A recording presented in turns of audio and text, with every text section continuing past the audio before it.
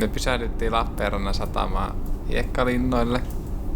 Et se on tänä vuonna jo 16 kertaa järjestetty. Teemana on tänä vuonna 370-vuotias Lappeenranta. Se on koko kesän auki. Me ollaan käyty monena muuna vuonna myös siellä. Ja aiemmin teemana on ollut esim. Kalevala. Ja sitten Heroes eli sankarit. Suomi 200. Hiekkalinnojen yhteydessä on myös muutama tommonen karuselli tai huvilaitteita. Ja sitten siellä on myös jotain aktiviteetteja, eli mukaan suplaudan vuokraaminen tai jonkun kanootin. Ja tässä nyt sattumalta oli myös Tivoli samaan aikaan. Mun lempiteema on ollut varmaan noista hiekkalinnoista se Heroes, eli ne sankarit. Et muistan esim. Vaikka Batmanin sieltä ja Pia muistaa Super Mario. Kommentokaa tonne alle, että mikä näistä on ollut teistä hienoin. Ja entä, tiedättekö mikä on vetyatom? Tuolla alueella oli varoituksia, että varo lokin pesintää ja me ihmeteltiin pitkän aikaa, että mistä on kyse ja että missä sillä oikein on se pesä. Mutta lopulta me huomattiin sitten, että se oli tehnyt sen ihan tonne huipulle, joka näkyy tässä.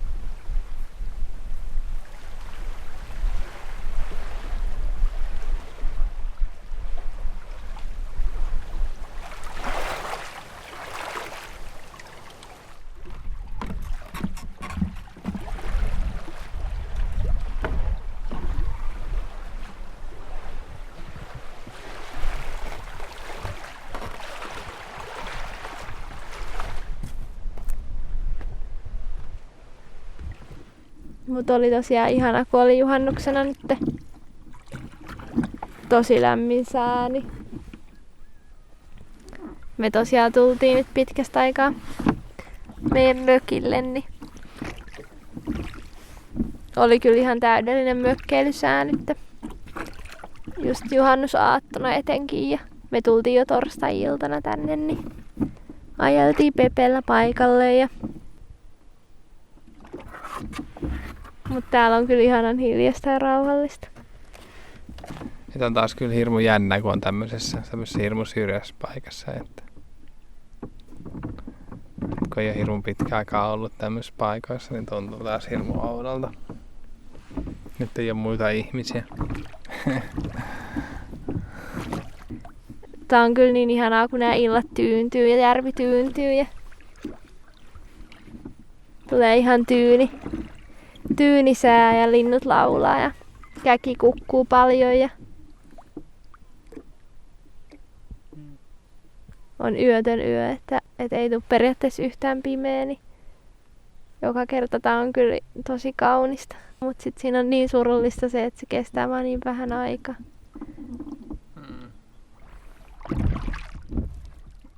Väsyttää aika paljon, vaikka on ollut täällä mökillä tai lomailemassa, mutta silti vähän väsyttää, kun on valvonut niin pitkä. Ja sitten tuntuu hirmu niinku vaikealta olla silleen niinku tekemättä mitään, että joku tekisi niinku mennä vaan tekemään niitä. Vähän sama minullakin, että on hankala ollut nyt mihinkään semmoiseen lomamoodiin tai silleen, että sulkisi kokonaan työt pois mielestä. Just niin kuin Simo sanoi, että on hankala olla sitten sulkea niitä pois ajatuksista. Miettii koko aika, että voisiko niitä edistää jotenkin jo ja muuta.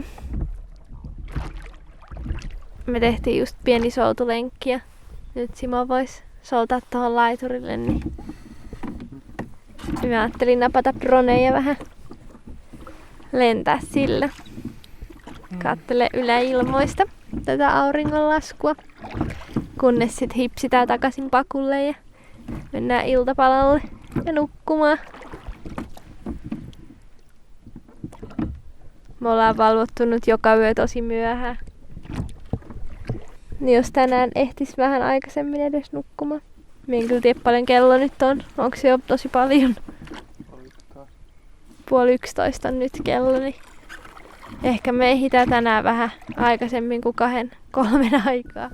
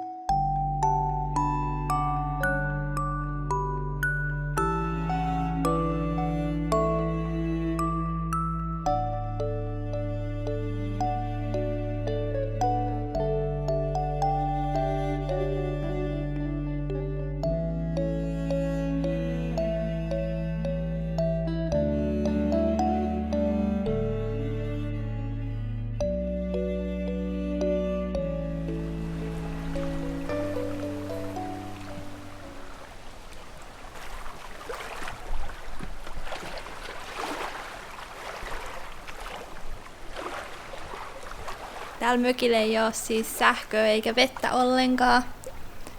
Niin meidän paku nyt tällä kertaa helpotti siinä tosi kivasti, niin saatiin pakussa sitten just ladattua puhelimia ja tehtyä kaikkia juttuja ihan niinku normaalistikin.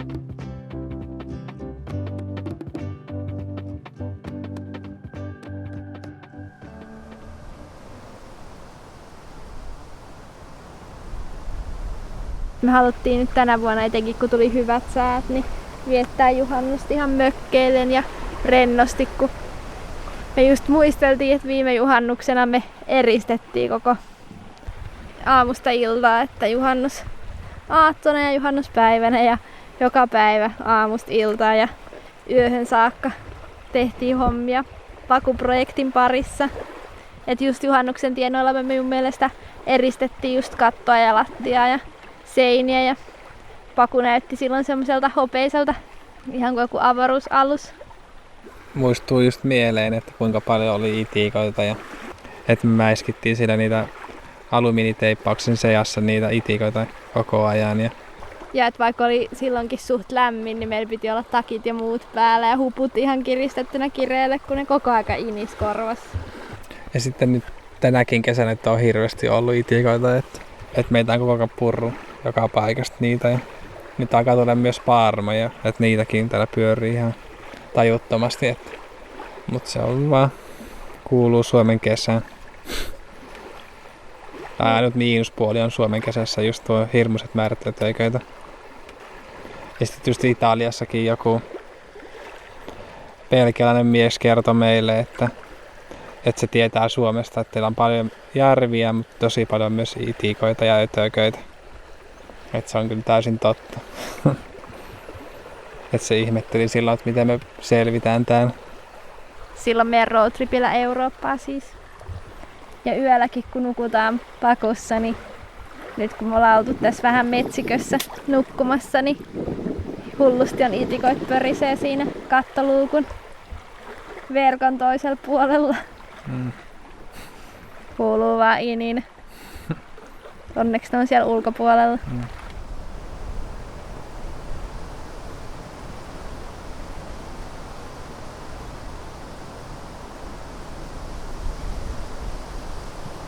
Monena aamuna on just herätty siihen, että myös ampiasti yrittänyt tulla sieltä verkosta, mutta onneksi on lähtenyt kuitenkin pois, kun on vähän hätytellyt.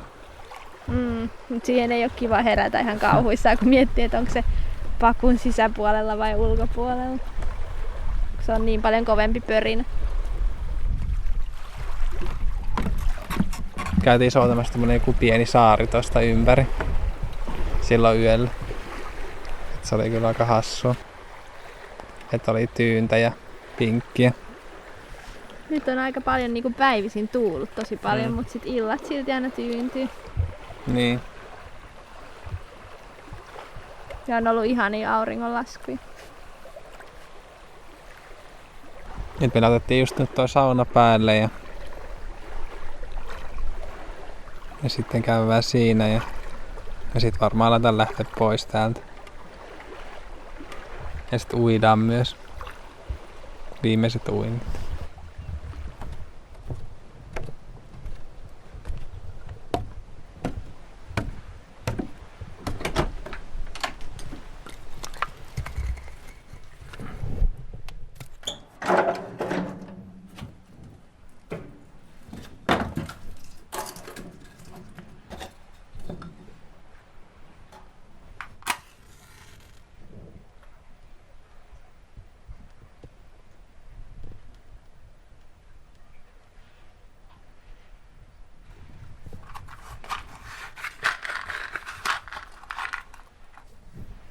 Ja.